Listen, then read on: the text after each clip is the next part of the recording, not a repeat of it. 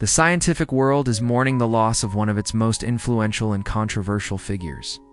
James Dwey Watson, the co-discoverer of the DNA double helix, has passed away at the age of 97 in East Northport, New York.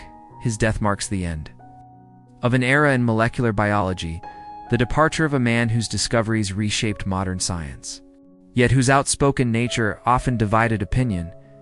Watson's life was one of brilliance and contradiction, a profound discovery and human imperfection.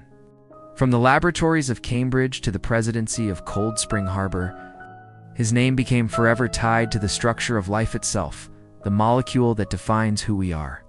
James Dwey Watson was born on April 6, 1928 in Chicago, Illinois. The only son of Jean Mitchell and James D. Watson, he grew up on the city's south side with an early fascination for the natural world. A curious child with a love for bird watching, Watson's keen mind set him apart even at a young age. By 11, his sharp intellect earned him a spot on the famous quiz show Quiz Kids, where his knowledge stunned audiences. At 15, he entered the University of Chicago under a special scholarship, guided by an unshakable hunger for truth. Initially drawn to ornithology, his academic direction changed forever after reading Erwin Schrödinger's What is Life?, a book that inspired him to explore the mysteries of genetics. He earned his Bachelor of Science in Zoology in 1947 and completed his Ph.D. at Indiana University in 1950 under Salvador Luria, a future Nobel laureate who introduced him to the revolutionary world of bacteriophages. After a year of postdoctoral research in Copenhagen, Watson joined the Cavendish Laboratory at Cambridge University in England, a decision that would lead to one of the most significant scientific discoveries of the 20th century. It was at Cambridge that James Watson met Francis Crick, and together, their partnership changed the course of biology. In 1953, using X-ray diffraction data from Rosalind Franklin and Maurice Wilkins, Watson and Crick deduced the double helix structure of DNA, the molecule that carries genetic information in every living organism. Their paper, A Structure for Deoxyribose Nucleic Acid, published in Nature in April 1953, became one of the most celebrated scientific achievements in history. Less than a decade later, Watson, Crick, and Wilkins were jointly awarded the Nobel Prize in Physiology or Medicine in 1962. From 1956 to 1976, Watson served on the faculty at Harvard University, where he guided a new generation of molecular biologists and wrote The Molecular Biology of the Gene, a textbook that defined an era of genetics education. In 1968, Watson became director of Cold Spring Harbor Laboratory. Under his leadership, the institution transformed into a world-class center for molecular genetics and cancer research. He later served as its president and chancellor, dedicating decades to shaping biological research and education. Watson also played a key role in the early development of the Human Genome Project during his tenure at the National Institutes of Health, helping to lay the groundwork for mapping the human genome, one of the defining scientific achievements of the new millennium. Yet his later years were marked by controversy. Public remarks on genetics, intelligence, and race drew widespread condemnation and led to his resignation from Cold Spring Harbor Laboratory in 2007.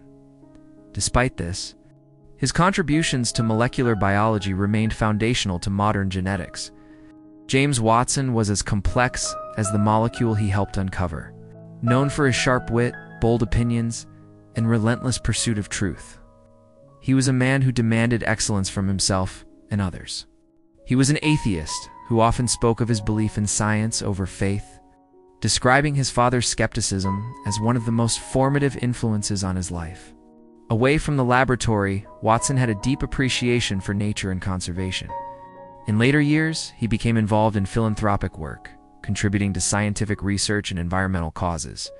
Despite controversies, those close to him often described him as deeply curious, passionate about knowledge, and unwaveringly dedicated to understanding life's code. In his final weeks, James Watson was hospitalized following complications from an infection. After being transferred to hospice care, he passed away peacefully on November 6, 2025, surrounded by family. His death was confirmed by representatives from Cold Spring Harbor Laboratory. Though his final years were shadowed by controversy, many in the scientific community chose to remember.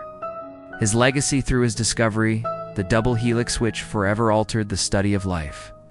Watson married Elizabeth Lewis in 1968, and together they shared more than 5 decades of companionship. The couple had 2 sons, Rufus, Robert, and Duncan James. Rufus, who was diagnosed with schizophrenia, inspired his father's interest in the genetics of mental illness. Watson often spoke candidly about his son's condition, expressing his hope that one day science would uncover new ways to understand and treat disorders of the mind. Elizabeth, his lifelong partner, stood beside him through every triumph and every trial, from the Nobel Prize ceremony to the storms of public scrutiny.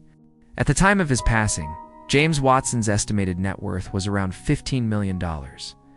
Over his long career, his earnings came from academic appointments, royalties from his best-selling books such as The Double Helix, and decades of service at Cold Spring Harbor Laboratory. In 2014, he made headlines for auctioning his Nobel Prize medal to fund scientific and conservation efforts, a gesture that reflected his belief in giving back to the pursuit that defined his life. Few names in science evoke as much recognition or debate as James Dwey Watson. His discovery of the double helix remains one of the cornerstones of modern biology, shaping fields as diverse as medicine, genetics, and biotechnology. The structure he helped reveal became the foundation for understanding heredity, genetic diseases, and evolution itself. Every genome sequenced, every DNA test performed, and every advancement in personalized medicine owes something to that moment in 1953. Watson's life also serves as a reflection of the dual nature of genius, capable of extraordinary insight, yet deeply human in its flaws. His later controversies sparked conversations about ethics, responsibility, and the intersection of science with society.